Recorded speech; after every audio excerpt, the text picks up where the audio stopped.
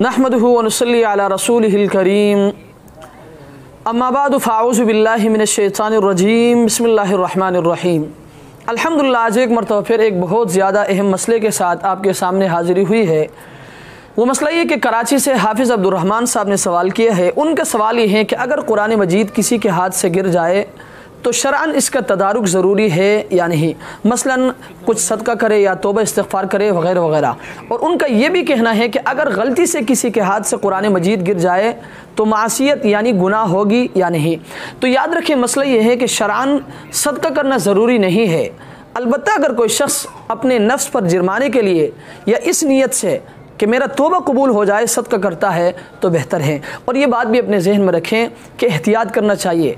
कुरान मजीद आपके हाथ से नहीं गिरना चाहिए, लेकिन बहैसियत इंसान कमज़ोर हैं।